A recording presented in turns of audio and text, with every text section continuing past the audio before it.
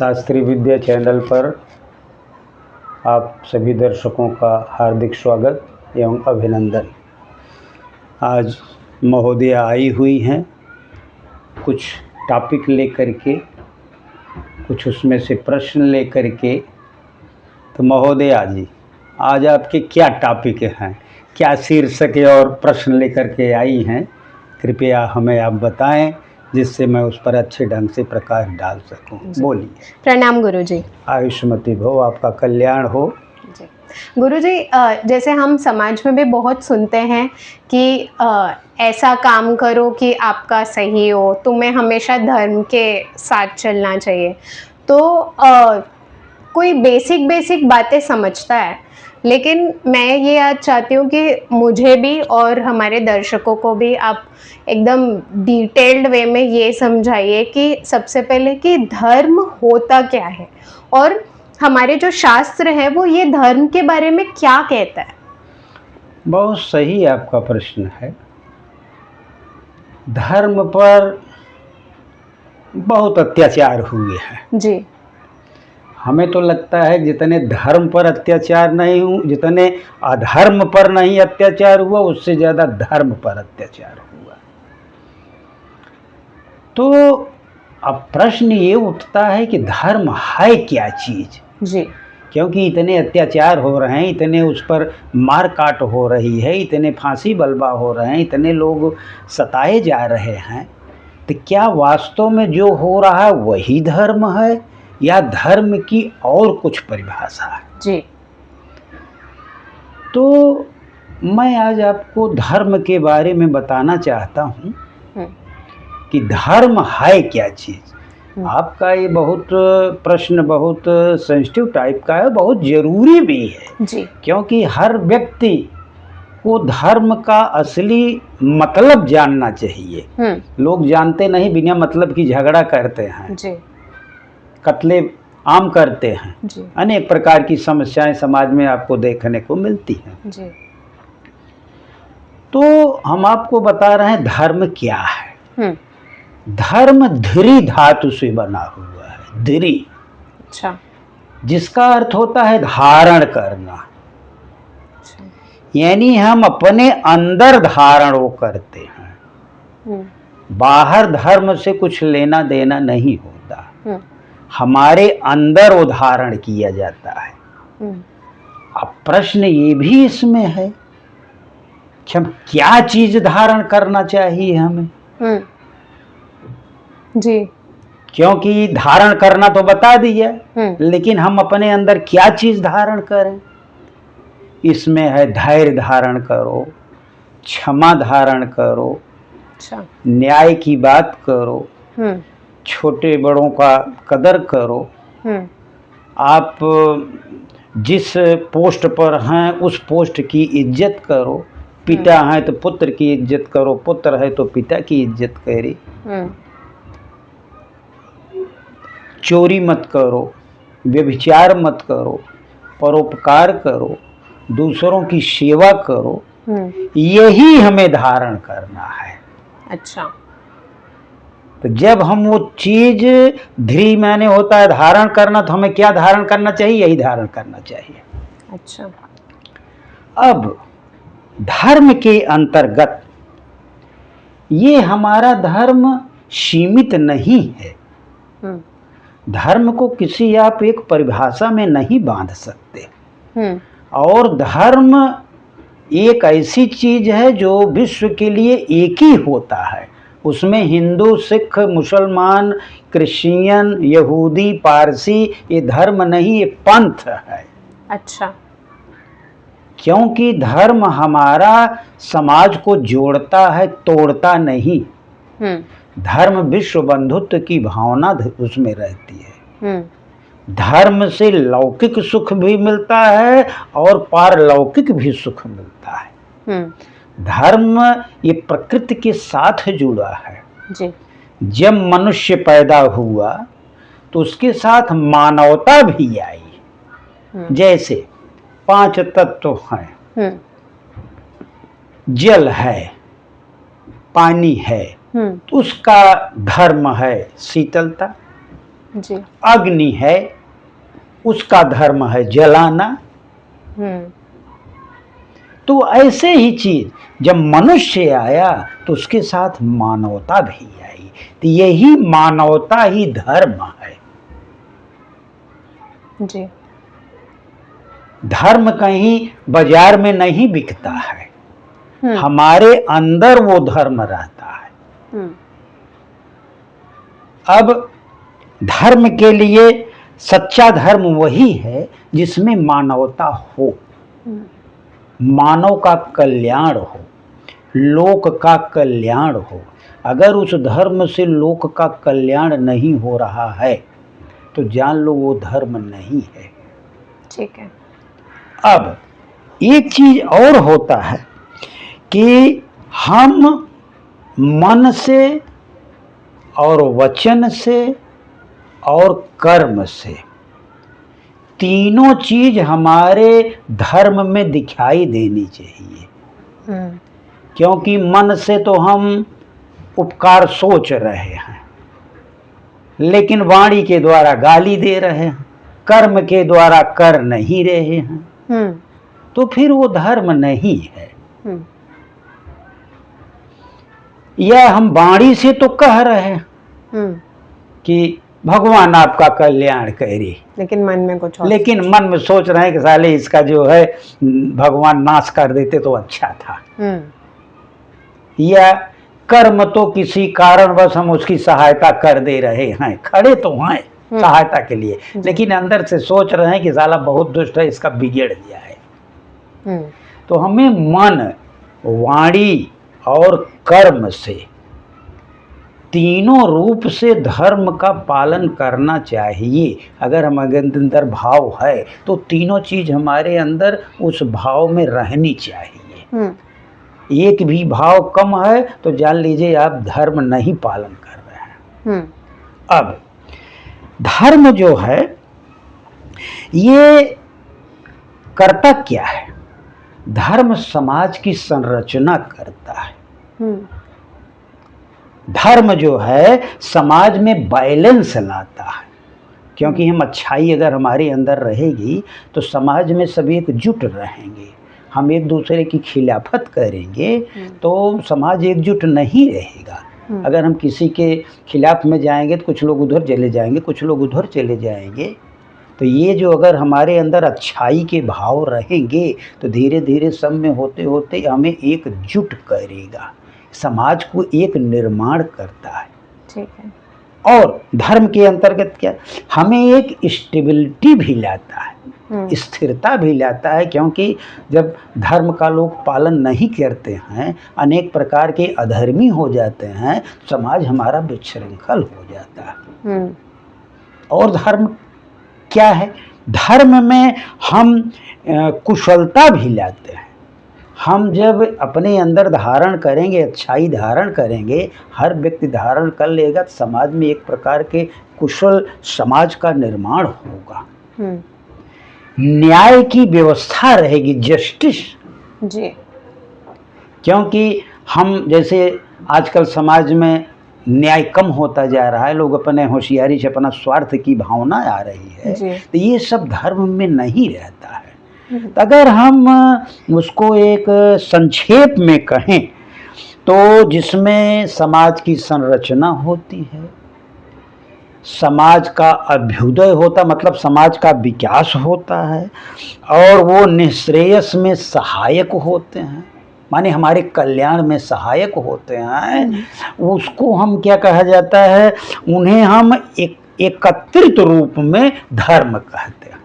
ठीक है। ये धर्म की परिभाषा है, जो समाज को जोड़े, समाज की उन्नति करे और समाज का विकास करे, समाज में न्याय हो, तो उसको हम कहते हैं धर्म। शायद आपको धर्म का अर्थ समझ में आ गया होगा, धर्म किसे कहते हैं जी। इसमें आपका आगे का प्रश्न और क्या था? शास्त्रों में धर्म के बारे में क्या कहा गया? शास्त्रों में धर्म के बारे में क्या कहा गया? शास्त्रों में बहुत इसका विस्तृत वर्णन है। जैसे रामचरितमानस में ही कहा गया कि परहित सरिष धर्म नहीं भाई। परहित, दूसरे का हित करना, यही सबसे बड़ा धर्म है। अच्छा। दूसरे का हित करो। और दूसरी जगह कहाँ गया? हमारे शास्त्र में एक जगह अहिंसा परमो धर्म है। जीवों की हिंसा करना कहीं नहीं लिखा है जी। कि बकरा मार के खा जाओ, भैंसा मार के खा जाओ, गाय मार के खा जाओ, आदमी मार करके पैसा कमा लो, ऐसा वर्णन कहीं नहीं है। अहिंसा ही धर्म है, तो उसी को शास्त्र में बताया गया है, अहिंसा परमो धर्म। महाभारत में एक जगह और आया है, धर्मो रक्षति रक्षिता। धर्म की रक्षा होगी तो हमारी भी रक्षा होगी। ये कैसे धर्म की रक्षा होगी तुम्हारी? अगर धर्म माने मैं बताया कि आपके अंदर जो अच्छाइयाँ हैं, अगर उस सबके अंदर अच्छाइयाँ होगी तो हमारी भी रक्षा होगी जी। हम ही अच्छे हैं और सब पापी लोग हैं, या हमारे अंदर ही पाप है, एक दूसरे के छल है, कपट है, चोरी है, कुमारक है, तो समाज में वैसे बढ़ जाएंगे। जैसे इस समय आज फैला हुआ है, लड़कियां बाहर जाते हुए डरती हैं। कहीं कुछ अगर समाज में धर्म होता, अगर अंदर उसके अच्छाइयाँ होती, न्याय की बात होती, वेदों में जो बताए गए वो चीज़ें होती, तो शायद आज डर न होती। तो अगर धर्म की रक्षा होगी तो जान लीजिए कि हमारी भी रक्षा होगी। तो धर्म को बनाना है। धर्म माने मैं आपको बताया कि हमारे अंदर जो सद्गुण हैं जी, धैर्य, क्षमा, न्याय, इंद्रियों पर निग्रह करना, वश में करना, चोरी नहीं करना, कुमारक नहीं करना, दूसरे को जो अपने को खराब लगे उसको दूसरे के लिए नहीं करना, जो अच्छाइयाँ नीति की बातें बताई गई, अगर वो समाज में रहे तो धर्म अगर रक्षित है, अगर वो समाज में व्याप्त है तो हमारी रक्षा खुद भी होगी। नहीं तो बाजार में जाएंगे, कोई पॉकेट ही मार के भाग जाएगा, कोई बैग लेके चला जाएगा, गाड़ी खड़ी कर दूंगा कोई गाड़ी ही लेके चला जाएगा, कहीं पर जरा जरा बात में लोग क्षमा नहीं मांगेंगे, मारपीट करने लगेंगे, तो हमारी सुरक्षा नहीं रह जाएगी। इसीलिए महाभारत में कहा गया है, धर्मो रक्षति रक्षितः। अगर धर्म की रक्षा होगी तो हमारी भी रक्षा होगी। और हमारे रामचरितमानस में हमारे मर्यादा पुरुषोत्तम श्री रामचंद्र जी धर्म के अवतार हैं जी। वहाँ पर वो सत्य पर टिके रहते हैं, माता पिता की बातों का अनुकरण करते हैं, समाज में किसी का दुख नहीं होने देते हैं, कभी भी उन्होंने डायरेक्ट किसी को नहीं मारा है, कई बार उन्होंने समझाया है जी। जब वो समुद्र जो है उनको रास्ता नहीं दे रहा था जाने के लिए श्रीलंका में, कि विनय न मानत जलधि जड़ गए 3 दिन बीत, और बोले राम सकोप तब भय बिन होई न प्रीति। 3 दिन बीत गए, उन्होंने अनुग्रह किया, विनय किया, इसके बाद उन्होंने बाण निकाला है। तब उन्होंने कहा कि लक्ष्मण बाण सरासन आनु, सोखों बारिधि विष की कृषानु, और 60 सन विनय कुटिल सन प्रीति, सहज कृपण सन सुंदर नीति। कि 60 लोग विनम्रता से नहीं सुनते हैं, इसलिए अब बाण निकालो, इस समुद्र को सुखा दो। अन्याय को सहन करना भी अधर्म है, अन्याय को मत सहो। ये नहीं कि अहिंसा कह दिएगा तो अहिंसा का ही पालन करो। जहां पर किसी चीज से अगर समाज को नुकसान हो रहा है तो उसको हटा देना ही श्रेयस्कर है। राम ने ताड़का का वध किया, राम ने शूर्पणखा की नाक काटी, राम ने रावण का वध किया, तो राक्षसी प्रवृत्ति के उनसे समाज का नुकसान हो रहा था। रावण ने सब देवताओं को बंदी बना लिया था और विभीषण को लात मार के निकाल दिया था, अनेक प्रकार के लोगों को कष्ट देता था। ब्राह्मण जात में होने से नहीं होता है, ब्राह्मण का कर्म भी होना चाहिए जी। तो इस प्रकार से हमारे रामचरितमानस में इसका वर्णन है। और हम कहाँ देखते हैं, जैसे हम महाभारत देखे, रामचरितमानस देखे, ऐसे ही हम आपको एक युधिष्ठिर की बात बता रहा है। युधिष्ठिर सत्य पर ही चिपते थे, धर्म का ही काम करते, झूठ नहीं बोलते थे, इसीलिए उनका नाम धर्मराज रखा गया जी। उनको कहते हैं कि जब महाभारत की लड़ाई में सब समाप्त हो गए तो डायरेक्ट स्वर्गलोक गए थे वो। ऐसे कथा, कहानी ऐसी कथा है जी। क्योंकि वो धर्मराज थे, धर्म का पालन करने वाले की इज्जत हमेशा रही, आज भी होती है। आज भी अगर कोई धार्मिक प्रवृत्ति का है, सदाचारी है, कुमार्गी नहीं, आज भी लोग उसका पैर छूते हैं जी। तो इस प्रकार से जो है वो युधिष्ठिर भी धर्मराज कहा गए। स्वामी विवेकानंद विदेश में गए थे, धर्म पर उनको बोलने दिया गया, शब्द दिया गया, शून्य पर बोलने दिया। उन्होंने ऐसी व्याख्या की कि भारतवर्ष का नाम हो गया, वाह वाह हो गया जी। तो ये शास्त्रों में इसका वर्णन है। एक जगह और वर्णन है, श्रूयताम धर्म सर्वस्व श्रुत्वा चावाप्य धैर्यताम और आत्मनः प्रतिकूलानि परिश्राम न समाचरित। अब इसका ये भी धर्म से रिलेटेड है। श्रूयताम धर्म, सभी धर्मों को सुनो, यहाँ पंथ से मतलब है, ठीक है। ये इस्लाम धर्म है, ये हिंदू धर्म है, ये क्रिश्चियन धर्म है, ये यहूदी धर्म है, इससे यहाँ मतलब है। श्रूयताम धर्म श्रुत्वा चावाप्य धैर्य, उसको धैर्य पूर्वक समझो। आत्मनः प्रतिकूल, जो अपने से विपरीत हो, यानी जो हमें अच्छा नहीं लगता उसके दूसरे के प्रति वो आचरण मत करो। अच्छा, हमें माने हमारी आत्मा को, मन को नहीं, अच्छा हमारी आत्मा को अगर अच्छा नहीं लगता है तो उसको नहीं करना चाहिए। सबसे सुंदर बातें आई हैं, ये आई है मनुस्मृति में। अच्छा, आजकल मनुस्मृति पर बहुत झगड़ा होता है जी। कोई कहता है मनुस्मृति जला दो, ऐसा करो, ऐसा कहा गया, वैसा कहा गया है। हम आपको कहना चाहता हूँ, जो नहीं पढ़ा है वही झगड़ा करता है। अच्छा, अगर पढ़ ले तो उसमें झगड़े न हो। जो झगड़ा कर रहा है वो जान लीजिए नहीं पढ़ा है। मनुस्मृति में धर्म के 10 लक्षण बताए गए हैं, ठीक है। अब 10 लक्षण संस्कृत में है, मैं आपको बताना चाहूंगी, एक एक चीज मैं स्पष्ट करूंगा क्योंकि संस्कृत है, सबको नहीं समझ में आती। धृति क्षमा दमो अस्तेयम शौच इंद्रिय निग्रह और धीः विद्या सत्यम अक्रोधो दशकम धर्म लक्षणम। यही धर्म के लक्षण है 10। अच्छा, जिसके अंतर्गत ये 10 लक्षण है वही धार्मिक है। अगर ये 10 लक्षण नहीं हैं तो वो धार्मिक नहीं है। अब हम आपको 10 एक एक समझाता हूं जी। फिर से श्लोक कह देता हूं, धृति क्षमा दमो अस्तेयम शौच इंद्रिय निग्रह और धीः विद्या सत्यम अक्रोधो दशकम धर्म लक्षणम। धृति, धृति माने होता धैर्य धारण करना।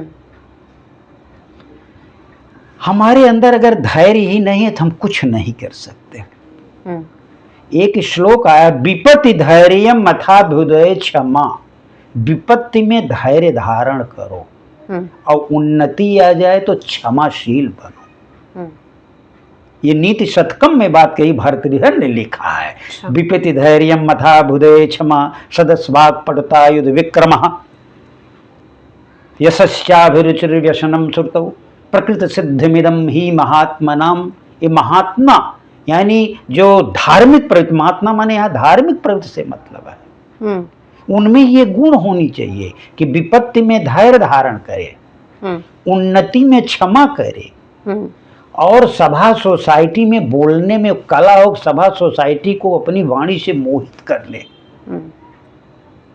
युद्ध में विक्रम भी दिखाए। अगर युद्ध छिड़ी गया अपने स्वाभिमान पे, अपने धर्म पर, अपने इज्जत पर अगर छिड़ गया तो वहां विक्रम भी दिखाए। और ये सच रुचिर और यश प्राप्त करने की रुचि हो, व्यसनम श्रुतौ, शास्त्रों की सुनने में पढ़ने की उसकी रुचि हो, प्रकृत सिद्धमिदम ही महात्मनाम, ये महात्मा माने अच्छे लोगों के, सुविचारी लोगों के, धार्मिक लोगों के ये गुण होते हैं। शायद आपको धर्म समझ में आ रहा होगा। तो ये धैर्य से मतलब है कि धैर्य अत्यंत आवश्यक चीज है। अगर विपद जैसे कोई लड़के 10वीं में फेल हो गए, कोई फांसी लगा के मर जा रहे हैं, धैर्य नहीं। यूपीएससी क्या एग्जाम दे रहे हैं, यूपीएससी तो एक बार क्लियर नहीं होती। इंडिया का सबसे बड़ा कंपटीशन है और सबसे बड़ी सर्विस है। एक बार में नहीं हुआ तो हार करके बैठ जाते हैं। अरे अपनी क्षमता देख करके अगर शुरू करो तो अंतिम समय तक लड़े रहो भगवान के भरोसे के, कि या तो वो रहेगा या तो मैं रहूंगा। धैर्य मत छोड़ो। अगर धैर्य छोड़ दोगे तो आपका काम बिगड़ जाएगा। इसलिए इस धार्मिक होने का, धर्म का एक लक्षण है धैर्य धारण करो। अगर किसी के अंदर धैर्य नहीं है तो धार्मिक नहीं है। नंबर 1 क्षमा। दूसरी चीज होती है क्षमा। क्षमा अत्यंत आवश्यक है। कमजोर के लिए नहीं बताया गया, जोरदार के लिए। कमजोर बेचारा तो क्षमा ही मांगे, भाई साहब क्षमा कर दीजिए। अगर वो जोरदार व्यक्ति है, पहुंच वाला है, पैसा वाला है, बड़ा आदमी है, ज्ञानी है, पावरफुल है, अगर वो क्षमा करता है तो जान लीजिए वो धार्मिक प्रवृत्ति का है।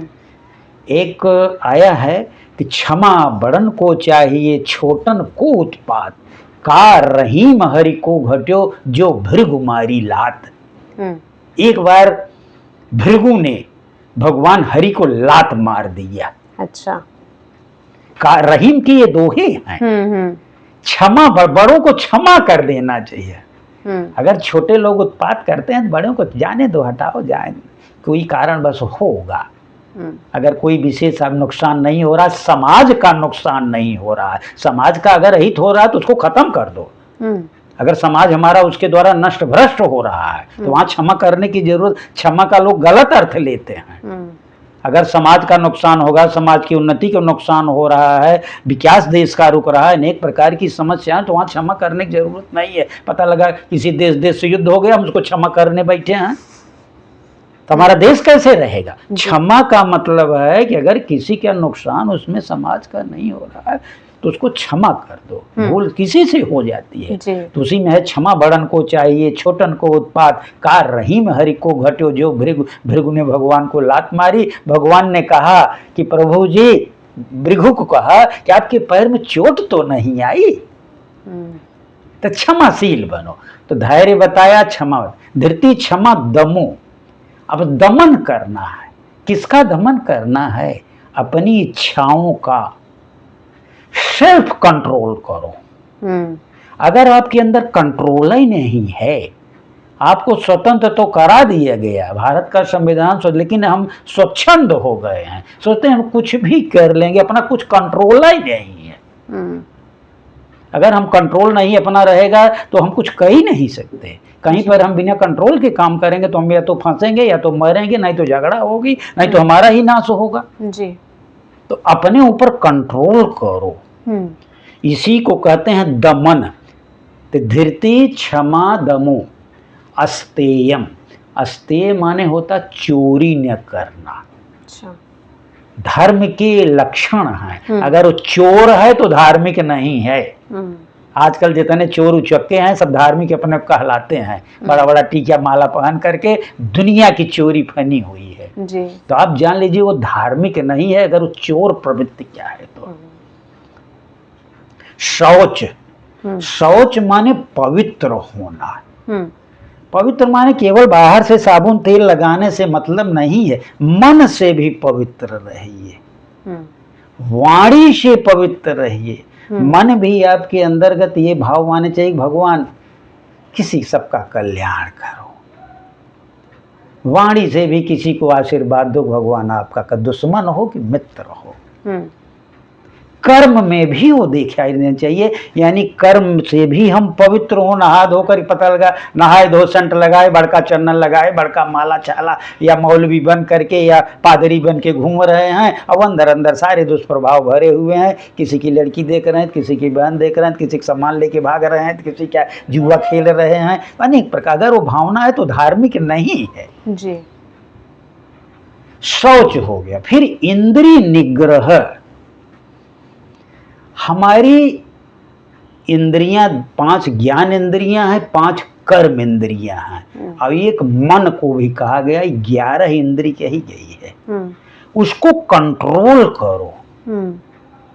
जैसे 5 ज्ञान इंद्रियां हैं, आंख है, कान है, नाक है, जीभ है और त्वचा है। ये सब गलत रास्ते पर जाते हैं। आंख है, गलत चीज देखती है, उसमें उसका रुझान रहता है क्योंकि गलत चीज अच्छी लगती है, तो उसको रोको, कंट्रोल करो उस पर।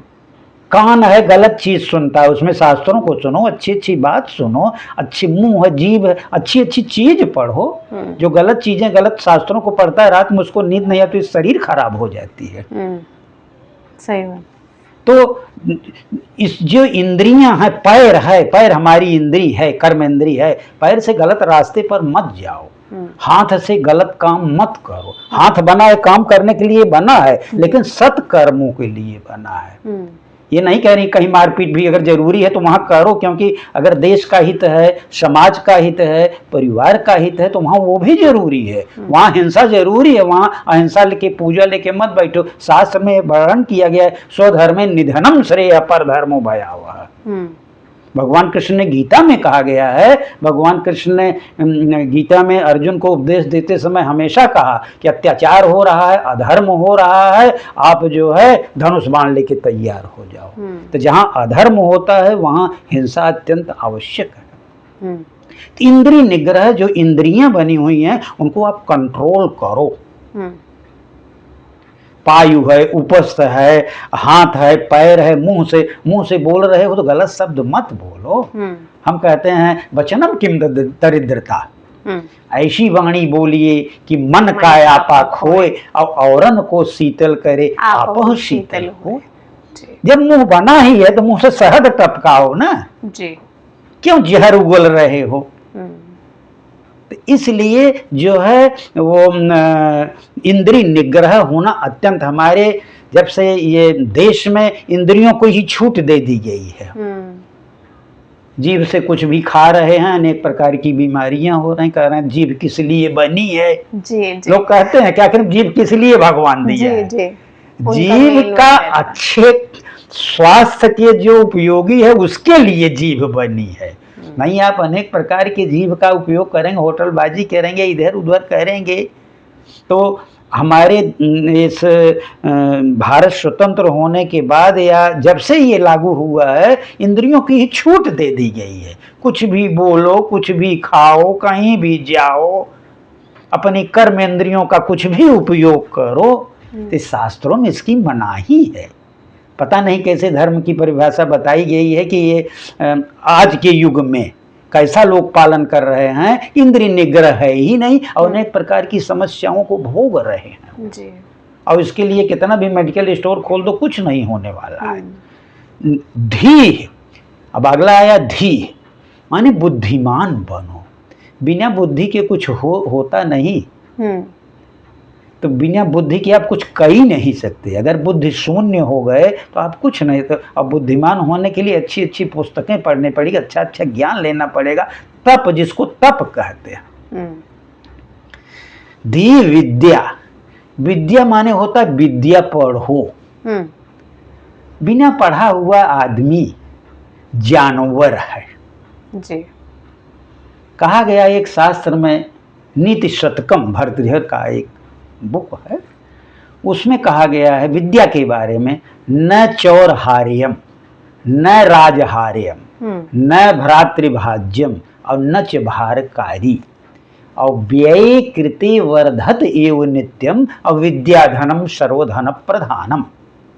विद्या ऐसी चीज है न चोर चुरा सकता है, न राजा हरण कर सकता है, न भाई बांट सकता है, न वो भार ही है। और जितना ही खर्च करो, माने जितना ही दूसरों को दो, जितना विद्या बांटो उतना वो बढ़ता है। आपके पास रुपया पैसा रखा, जितना बांटो खर्च हो जाएगा। और विद्या धनम सर्वधन प्रधानम, विद्या धन सबसे बड़ा धन है। आगे कहा गया है विद्या विहीनम पशु, विद्या से जो विहीन है वो पशु है। अभी है कि विद्या की अलग परिभाषा है, लौकिक विद्या, पारलौकिक विद्या। ये लौकिक विद्या, पारलौकिक में तो अहम ब्रह्मास्मि सर्वम खल्विदम ब्रह्मा, इसके बारे में जो जाने कि प्रकृति की रचना, ब्रह्मांड की रचना, सृष्टि की बात, और ये पंचमहाभूतों की बात, और माया और ब्रह्म की बात जो जाने, वो पारलौकिक विद्या है। जो इन विद्याओं को जाने वो धार्मिक है। लौकिक विद्या जाने, पारलौकिक सब नहीं जान पाते, लेकिन लौकिक विद्या तो जानो। सत्यम, अगला है सत्यम, सत्य बोलो। शास्त्रों में बहुत जगह कहा गया है सत्यम ब्रूयात प्रियम ब्रूयात, ना ब्रूयात सत्यम अप्रियम। सत्य बोलो, प्रिय बोलो, उसमें प्रियता भी हो। सत्य अप्रिय मत बोलो। जैसे कोई अंधा है, कह दिया ए अंधे, अगर उसका बस चलेगा तो आपको बहुत मारेगा। कटु सत्य न बोलो, प्रेम से ही बोलो। भाई साहब, बहन जी, जो भी हो, तो शायद वो भी खुश हो जाएगा, हम भी खुश हो जाएंगे। फिर नोट पर ही लिखा रहता सत्यमेव जयते, सत्य की ही जय होती है। एक झूठ को छिपाने के लिए 100 झूठ बोलना पड़ता है। इससे अच्छा सत्य बोल करके खुश रहो, देखा जाएगा। सत्य की परिभाषा यद्यपि आज तक बनी नहीं है, समय और परिस्थिति को देख करके सत्य होता है। सत्य की कोई आज तक परिभाषा, पहले आदमी कहता है कि सूरज डोलता है, बाद में पता लगा सूरज नहीं डोलती, पृथ्वी डोलती है। आंख की देखी चीजें भी सत्य नहीं होती है।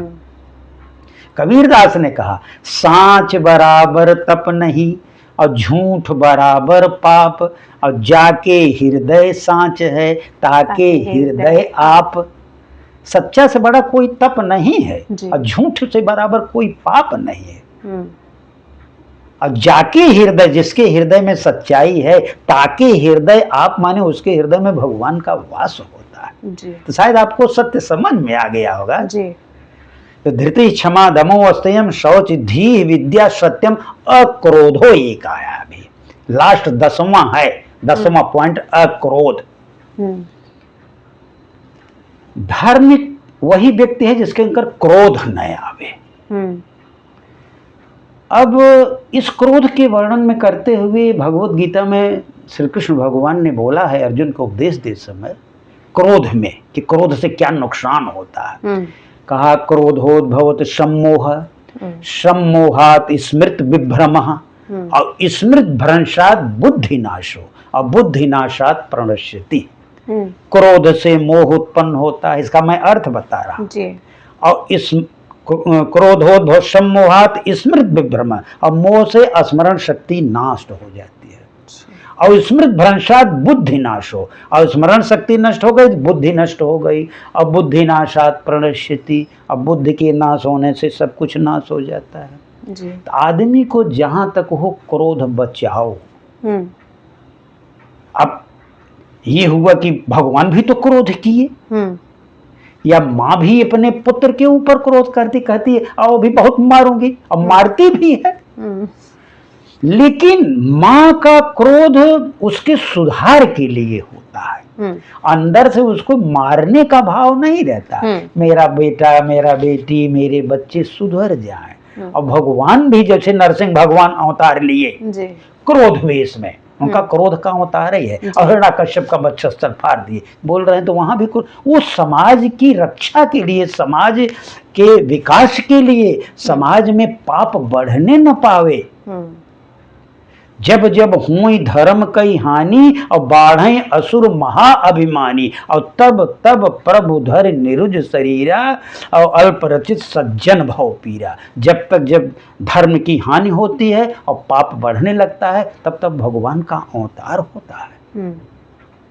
तो ये नहीं क्रोध न करो, लेकिन वो क्रोध समाज के हित में हो, समाज की उन्नति में हो, विश्व के कल्याण के लिए हो, वही चीज होना चाहिए जी।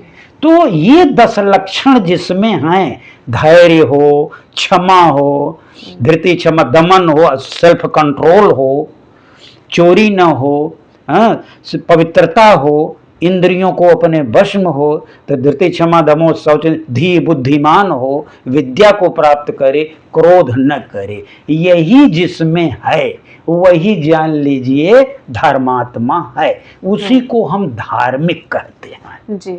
आई बात समझ में? शायद आपको समझ में आ गई होगी कि हमारे शास्त्रों में धार्मिक किसे कहते हैं और धर्म क्या चीज होता है। एक हम आपको और छोटी सी, बहुत छोटी परिभाषा बता दे रहा हूं धर्म की। धर्म का फल तुरंत मिलता है, अच्छा, और जिसमें हम सुखी हो जाएं वो धर्म है, और जिसमें हम तुरंत हमारी शरीर तकलीफ में आ जाए वो हम अधर्म है। जैसे कोई प्यासा है, मैंने उसको पानी दिया, वो बोला आपका कल्याण हो, आपने मेरी प्यास, हम भी खुश हो गए, वो भी खुश हो गया जी। किसी को मैंने एक तमाचा मारा, वो भी गर्म हो गया, मेरी शरीर भी गर्म हो गई, वही अधर्म है, तुरंत उसका फल मिलता है। जब हम अच्छे भाव से करेंगे काम तो हमारी शरीर सुखी हो जाती है, और जब गलत भाव से करते हैं तो हमारी चीज वहीं दुखी हो जाए, इसका तुरंत फल मिलता है। धर्म और अधर्म का, यही धर्म और अधर्म में फर्क है। शायद आपको धर्म की बात समझ में आ गई होगी। अब आप अगला प्रश्न पूछेगा, अगला प्रश्न आपका क्या है? आज ऐसा लग रहा है कि हम बहुत ज़्यादा शास्त्रीय विद्या ले रहे हैं इसी बात पे मेरा अगला प्रश्न आपसे गुरुजी ये है कि जैसे मुझे आपका ये इस बात से एक समरी समझ आई कि अगर हमें धर्म का ज्ञान लेना है तो हम मनुस्मृति और रामचरितमानस से कर सकते हैं, और भी कोई है ग्रंथ या कुछ? बहुत चीज़ें हैं। अभी तो मैंने मनुस्मृति, महाभारत और रामचरितमानस का उदाहरण दिया। शास्त्र में एक जगह इसका वर्णन है कि हम इस धर्म का ज्ञान कहाँ से प्राप्त करें। वो हमारे मनुस्मृति में आया है, वो श्लोक में है कि वेद स्मृति सदाचार है, वेद स्मृति सदाचार है, और स्वस्य च प्रियमात्मनः, स्वस्य च प्रियमात्मनः एतत् चतुर्विधम प्राहु, एतत् चतुर्विधम प्राहु साक्षात धर्मस्य लक्षणम। यानी 4 प्रकार के जो कहे गए धर्म के लक्षण, ते लक्षण नहीं, मतलब 4 जगह से हम इसको प्राप्त कर सकते हैं कम से कम। कहाँ कहाँ? वेद है, वेद में जो बातें कही गई हैं, ऋग्वेद, यजुर्वेद, सामवेद, अथर्ववेद, इनमें धर्म की बातें बताई गई हैं। क्या धर्म होता है और क्या अधर्म। जब से मानव सृष्टि चली आ रही तब से मानवता का धर्म चला आ रहा है। इसमें जो बातें बताई गई उसको हम लें। स्मृति जो हम सुनते हैं, श्रुति माने सुनते हैं, स्मृति माने जो स्मृति ग्रंथ हैं, हम श्रौत ग्रंथ हैं, हमारे पुराण हैं, शास्त्र हैं, ये सब जो चीज़ें वेद के बाद के जो ग्रंथ हैं, उन स्मृतियों में भी धर्म की बातें बताई गई हैं, उनसे हम जाने। सदाचार, जो सदाचारी पुरुष है, जो धार्मिक किस तरीके का आचरण करता है, उससे हम लें। और कहाँ से लेंगे? स्वस्य च प्रियमात्मनः, जो अपनी आत्मा को अच्छा लगे, मन को नहीं, आत्मा को अच्छा लगता हो, जो भगवान को प्रिय हो, वो चीज़ें धर्म की होती। यही 4 जगह से हमें धर्म के बारे में जानकारी प्राप्त होती है। एक वेद हो गया, एक स्मृतियाँ हो गई, एक सदाचारी पुरुष के कर्म हो गए, उसके आचरण हो गए, और चौथा हमारी आत्मा के द्वारा जो प्रेरणा हुई। इन्हीं के द्वारा हम धर्म की जानकारी प्राप्त करते हैं। शायद आपको ये मालूम हो गया होगा कि धर्म की जानकारी हम कहाँ से करें। अगले आपका क्या है? अगला मेरा प्रश्न गुरुजी आपसे ये है कि आजकल समाज में बहुत से लोग हैं जो अपने आप को धार्मिक कहते हैं, जोर से, हाँ, तो ये जो धार्मिक जो लोग अपने आप को कहते हैं वो कितना सत्य है? देखिए आजकल तो समाज में यही दिखाई देता है, जो जितना बड़ा भंडारा कर रहा है, जो जितनी बड़ी देवता की मूर्ति की स्थापना कर रहा है, जो जितना बड़ा चंदन लगा रहा है, जितना बड़ा माला पहना हुआ है, खड़ाऊं पहना हुआ है, उसको हम कहते हैं बहुत धार्मिक है। जगह जगह आप देखते होंगे वो जागरण का कार्यक्रम हो रहा है, राम कथा हो रही है, भागवत हो रहा है, आदमी जो करा रहा है वो कहते हैं बहुत ही धार्मिक प्रवृत्ति क्या है। लेकिन मैं यो कहना चाहता हूं, अगर उसके अंदर ये 10 गुण नहीं हैं तो वो धार्मिक कदापि नहीं है।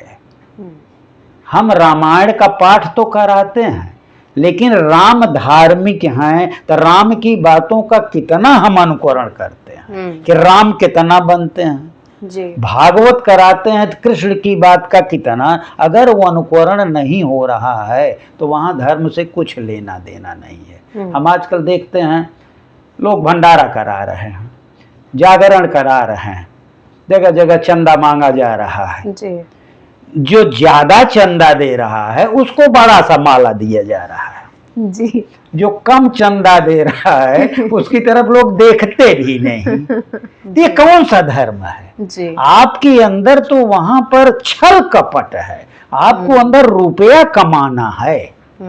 आजकल जो कार्यक्रम ये हो रहे हैं दिखावे के कार्यक्रम, दिखावे के कार्यक्रम में लोग अपना पीठ थपथपाना चाहते हैं, वहां स्वार्थ की भावना है, वहां अपनी और राजनीति चमकाते हैं कि हमें सब लोग जाने कि हम भी कुछ आए।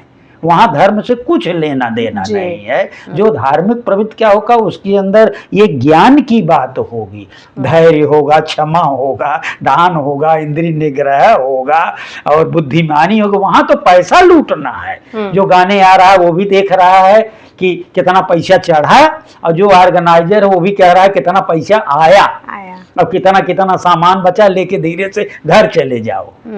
हम सबकी बात नहीं कर रहे हैं, लेकिन हम अधिकतर यही देखते हैं कि जो ज्यादा चंदा दिया है उसको आगे के सोफे में बैठा दो जी। जो बड़ा आदमी आया, कोई मिनिस्टर लेवल के आया और कारपोरेटर लेवल के आया, एमएलए आया, उसको आगे बैठा दो। उसको भी धर्म से कुछ लेना देना, वो आया है अपना दिखाने के लिए लोग हमको जान लें, क्योंकि धर्म की परिभाषा ही अलग है। तो धार्मिक शास्त्र के अनुसार से वो धार्मिक नहीं है, वो उसकी ध्यान कहीं स्वार्थ पर टिका हुआ है, कहीं वो पैसा कमाने पर टिका हुआ है, या तो राजनीति चमकाने पर टिका है, या तो सोच रहे हैं कि महत्वाकांक्षी हमें सब लोग जाने जी। और बड़ी सी मूर्ति हो कि छोटी सी मूर्ति हो, पूजा तो पूजा, लेकिन दिखाना है कि मैं तो बहुत बड़ा धार्मिक हूँ, और वो धार्मिक से वहाँ कुछ लेना देना नहीं है। तो शायद आपको समझ में आ गया आज का धर्म में क्या धार्मिक किसको कह रहे हैं, उसका कितना ही सच्चाई है। अगला आपका क्या प्रश्न है? अगला मेरा प्रश्न थोड़ा कॉन्स्टिट्यूशन पे जाते हैं हम। हाँ, कि हमारा जो संविधान है वो ये बताता है कि हम धर्म निरपेक्ष है, ठीक है, जिसको सेक्युलर कहते हैं। तो क्या वो सेक्युलरिटी और धर्म निरपेक्षता ये धर्म से कुछ संबंध है? देखिए मैं बताऊं, हम संविधान निर्माताओं की इज्जत करते हैं जी। इसमें बहुत से लोग मिल करके भारत का संविधान बनाए हैं जी, उनको हम नमन करते हैं। लेकिन यहाँ जो धर्म शब्द जोड़ा गया ये शास्त्र के अनुसार गड़बड़ है, क्योंकि यहाँ जो धर्म निरपेक्ष है माने हम किसी भी धर्म को नहीं मानते हैं। हमारी सरकार किसी भी धर्म को, ये सेक्युलरवादी है कि मतलब हम किसी को नहीं मानते, सब अपना अपना धर्म करें। तो हम आपको बताना चाहते हैं सबका अपना अपना धर्म है ही नहीं, धर्म एक ही है। उसके अंदर धैर्य हो, क्षमा हो, विद्या हो, ज्ञान हो, इंद्रिय निग्रह हो, सत्य बोले और जो है जीवों की हिंसा मत करे, अहिंसा हो, सत्य हो, चोरी न करना हो, उसको क्या कहे ब्रह्मचर्य का पालन हो, शौच हो, संतोष हो, स्वाध्याय हो, ईश्वर प्राणिधान हो, ये तो सबके लिए जरूरी है जी। चाहे वो हिंदू हो कि सिख हो कि वो क्या कहा जाता है क्रिश्चियन हो कि इस्लाम हो कि यहूदी हो कि पारसी हो कि कोई भी धर्म हो। तो ये जो धर्म शब्द यहाँ जोड़ा गया, धर्म निरपेक्ष, ये हमारे अनुसार, मैं बता रहा हूँ कि मैं संविधान निर्माताओं का नमन करता हूँ, इतने लोग बनाए, हम उनके आगे कुछ नहीं है, लेकिन मेरे समझ से धर्म खुद एक बहुत विशाल चीज है। ये पूरी दुनिया को शांति लाता है जी। इसमें कहा गया है, हमारे वेदों में कहा गया है, शांति की बातें हर जगह की गई हैं। देव शांति, अंतरिक्ष गुम शांति, बृहस्पति शांति, आप शांति, औषधेय शांति, वनस्पतय शांति, विश्व देवा शांति, ब्रह्म शांति, सर्वगुम शांति, शांति रेव शांति, श्यामा शांति रेधि। शांति की कल्पना की गई, पूरा विश्व शांत रहे, तो उसमें किसी पंथ विशेष से मतलब नहीं है। तो मेरे समझ से जो धर्म निरपेक्ष शब्द आया है, इसको कर देना चाहिए पंथ निरपेक्ष, संप्रदाय निरपेक्ष। हम किसी पंथ या संप्रदाय की बात नहीं सुनेंगे, सब अपना अपना संप्रदाय देखें, लेकिन धर्म तो दुनिया का एक ही है जी। जो मानवता धर्म है जी। जो पंथ बने वो अपने अपने फायदे के लिए पंथ में कुछ जोड़ दिए। लेकिन हमारा जो हिंदू धर्म है, ये सनातन धर्म, यानी ये विश्व बंधुत्व की भावना लेके चलता है। वो कहता है सर्वे भवन्तु सुखिनः सर्वे सन्तु, और कोई ऐसा पंथ नहीं कहता है, वो सब अपना अपना प्रॉफिट बताते हैं जी। तो मेरे हिसाब से ये जो उसमें संविधान में धर्म निरपेक्ष की बातें आई, अगर ये पंथ निरपेक्ष कर दे तो शायद धर्म का अपमान नहीं होगा जी। तो शायद आपको समझ में आ गया होगा। अगला आपका क्या प्रश्न? अगला मेरा प्रश्न गुरुजी ये है कि हम कब ऐसा कह सकते हैं कि धर्म पे खतरा हो रहा है? हाँ, धर्म पर खतरा होता है जब विवेकी आदमी, ज्ञानवान आदमी, जो कि सदाचारी है, धार्मिक है, वो या सामर्थ्यवान आदमी किसी लालच में गलत काम करता है और स्वार्थी आदमी, चोर, उचक्के, बदमाश और जो है समाज को लूटने वाले व्यक्ति उसका साथ देने लगते हैं, तब जान लीजिए हमारे धर्म पर खतरा आ रहा है, क्योंकि ये अपने प्रॉफिट के लिए उसको मोड़ने की कोशिश करते हैं। अगर मोड़ने में सफल हो गए तो जान लीजिए धर्म पर खतरा है। उसके लिए फिर हमारे प्रेस वालों के लिए, पत्र एजेंसियों के द्वारा या पिक्चर के द्वारा या हमारी जो सूचनाओं के माध्यम से धर्म को उजागर करना चाहिए कि आप लोग ऐसा करने से समाज बिखर जाएगा। तो तभी आता है जब ये हमारे धार्मिक लोगों को उसको वो किसी न किसी स्वार्थवश पलटा जाता और वो पलट भी जाते हैं, तभी धर्म को खतरा होता है। तो शायद आपको समझ में आ गया धर्म को खतरा कब होता है जी। ये जो धर्म है जिसके बारे में हम इतना डिस्कशन कर रहे हैं, धर्म जो है वो हमारी रक्षा कैसे करते हैं? हाँ, बहुत बढ़िया ये प्रश्न है कि धर्म हमारी रक्षा कैसे करता है। धर्म पहले अपना काम करता है। अपना क्या काम करता है? सबके अंतर्गत ऐसे भाव बढ़ता है, धैर्यशाली बनो, क्षमाशील बनो, सेल्फ कंट्रोल करो, चोरी मत करो और वो इंद्रियों का निग्रह करो और बुद्धिमान बनो, विद्वान बनो, क्रोध मत, पहले ऐसा करके वो अपनी बात लागू करता है। फिर क्या करता है? फिर समाज में उसके द्वारा एक सामंजस्य आता है, समाज एक रूपता आती, समाज एक दूसरे से जुड़ता है। अब समाज कैसे धर्म काम कर रहा बता रहा हूँ।